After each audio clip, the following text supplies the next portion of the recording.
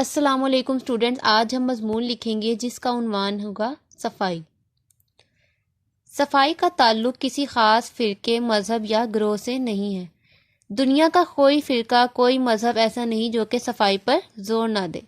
ہمارا مذہب اسلام بھی صاف ستھرا رہنے اور اپنے ارد گرد کے ماحول کو صاف ستھرا رکھنے کی تاکید فرماتا ہے۔ صفائی اور تندرستی کا بہت گہرا تعلق ہے۔ ہر کوئی تندرست رہنا پسند کرتا ہے کیونکہ بیماری میں انسان کوئی بھی کام کرنے کے قابل نہیں رہتا اور اس کو کوئی بھی خوشی اچھی نہیں لگتی، اور گندگی ہر بیماری کی جڑ ہے، کیونکہ اگر ہمارا ماحول گندا ہوگا تو ہم خود بھی صحت مند اور تندرست نہیں رہیں گے، اور بہت سی کیونکہ گندے ماحول میں اور گندگی سے بہت سی بیماریاں جنم لیتی ہیں۔ زندگی کا لطف بھی وہی لوگ اٹھاتے ہیں جو تندرست ہوتے ہیں، صاف ستھرے رہتے ہیں، اور ایسے لوگوں کو زندگی کی ہر خوشی اچھی لگتی ہے۔ صفائی کی کئی اقسام ہیں: ذہنی صفائی، روحانی صفائی، غذا کی صفائی اور گھر کی صفائی، جسم کی صفائی وغیرہ۔ ذہنی صفائی یہ ہے کہ ہم اپنے دماغ کو برے خیالات، شیطانی خیالات سے پاک رکھیں، زیادہ اچھی باتیں سوچیں اور دوسروں کے بارے میں ہمیشہ اچھا سوچیں، کسی کے بارے میں برا نہ سوچیں، اور وہ کام کرنے کا سوچیں جن سے اللہ تعالیٰ خوش ہوتا ہے۔ روحانی صفائی یہ ہے کہ ہمیں چاہیے کہ ہم اپنے دل میں کسی بھی قسم کا بغض اور کینہ نہ رکھیں، اور اپنے وقت کو زیادہ سے زیادہ اللہ تعالیٰ کی عبادت میں گزاریں۔ دین کی طرف رغبت ہونی چاہیے ہماری، یعنی کہ ہم دینی باتیں سیکھنے میں زیادہ ٹائم صرف کریں، اور اس روحانی صفائی کا بہترین ذریعہ نماز ہے۔ ہم 5 وقت کی نماز ادا کریں تاکہ ہمارا دل اور دماغ برے خیالات سے پاک رہے، اور جب یہ بھی اسی صورت میں ہوگا جب ہم صاف ستھرے ماحول میں بیٹھیں گے۔ اگر ہم گندے ماحول میں بیٹھتے ہیں تو اس سے ہمارے ذہن اور ہماری روح پر بھی برے اثرات پڑتے ہیں۔ پھر آ جاتی ہے غذا کی صفائی۔ غذا کی صفائی یہ ہے کہ ہم جب بھی کوئی چیز بازار سے لا کر کھائیں تو ہمیں ہمیشہ دھو کر استعمال کرنی چاہیے۔ پھلوں اور سبزیوں کو اچھی طرح دھو کر پھر استعمال کرنی چاہیے۔ جس برتن میں ہم کھانا کھاتے ہیں ہمیں اس کو صاف ستھرا رکھنا چاہیے۔ کھانا کھانے سے پہلے کوئی بھی برتن کو اچھی طرح دھو لینا چاہیے۔ کھانے پینے کی چیزوں کو ہمیشہ ڈھانپ کر رکھنا چاہیے، کیونکہ جب کھانا کھلا رکھا ہوا ہوتا ہے تو اس پہ مکھیاں اور دیگر حشرات الارض بیٹھتے ہیں، اور جس سے گندگی پھیلتی ہے اور جراثیم پھیلتے ہیں، اور جب وہی کھانا ہم کھاتے ہیں تو ہمیں پیٹ اور معدے کی مختلف بیماریاں لگ جاتی ہیں۔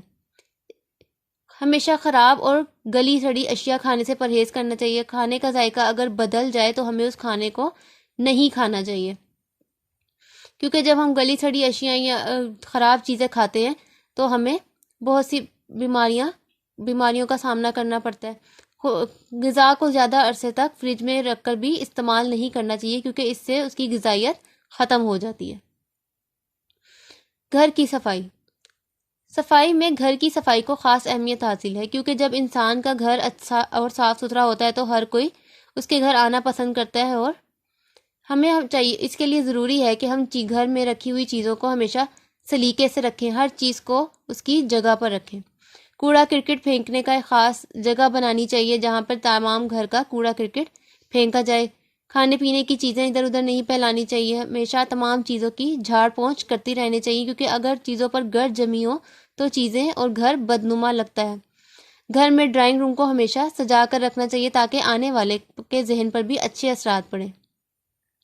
بعض لوگ ایسا کرتے ہیں کہ گھر کی صفائی کر کے کوڑا کرکٹ کا ڈھیر گلی کے باہر لگا دیتے ہیں، جس سے آنے والے لوگوں کو اور ارد گرد کے لوگوں پر اچھا اثر نہیں پڑتا، کیونکہ جب ہمارا گھر کا باہر سے ہی گندا ہوگا تو لوگ سمجھیں گے کہ شاید اندر سے بھی اسی طرح گندا ہو۔ تو اس لیے چاہیے کہ ہم گھر کے باہر کوڑا کرکٹ نہ پھینکیں، کوڑا کرکٹ کو تلف کرنے کے لیے خاص جگہ بنانی چاہیے۔